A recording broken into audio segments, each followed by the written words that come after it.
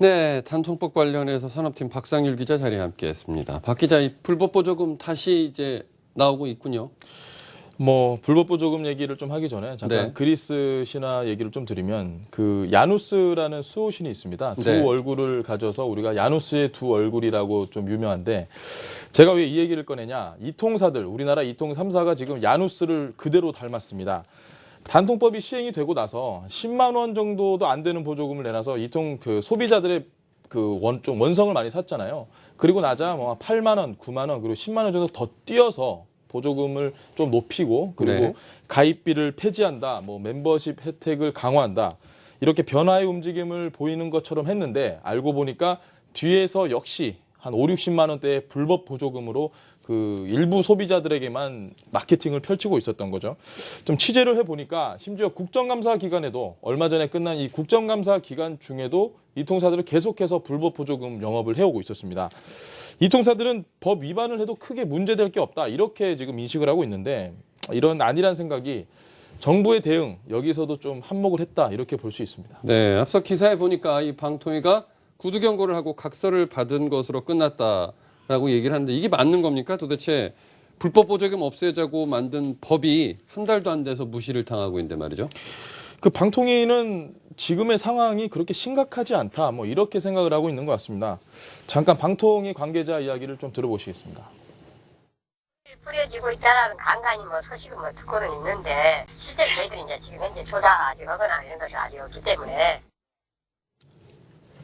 불과 얼마 전까지만 해도 이통시장이 굉장히 혼탁했지 않습니까? 사람들은 누군가는 100만 원을 주고 휴대폰을 사고 누군가는 그 똑같은 휴대폰을 공짜로 사기도 했어요. 이런 걸 없애자, 이렇게 호객님을 없애자, 이렇게 그 많은 논의를 해서 나온 거에 결국 단통법인데 네. 그 법에서 금지하는 걸 한 달도 안 돼서 이통사들이 지금 버젓이 행하고 있습니다.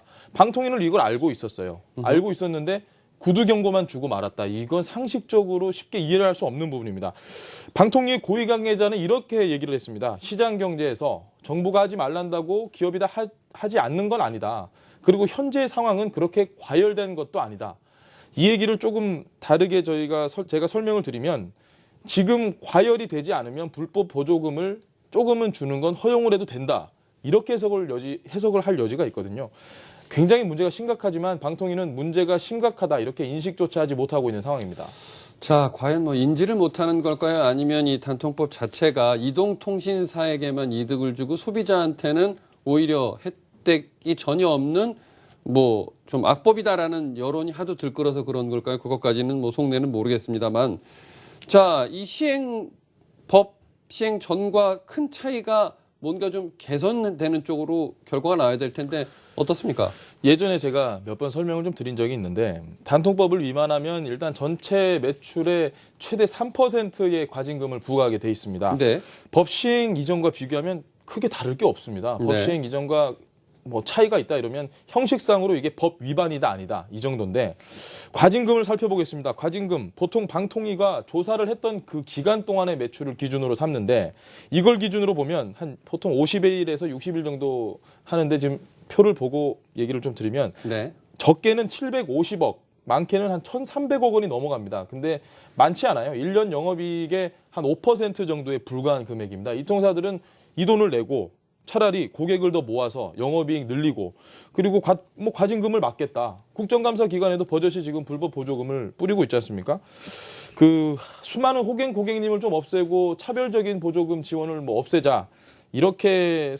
이런 취지로 만든 보조금이 지금 이 통사들은 정면으로 무시하고 있습니다. 사실상 단통법이 유명무실한 게 아니냐 이런 논란이 일게 충분한 상황입니다. 네. 그렇다면 결국 모든 게 제자리로 다시 회귀한 돌아온 거군요. 단통법 정말 실효성 없는 겁니까?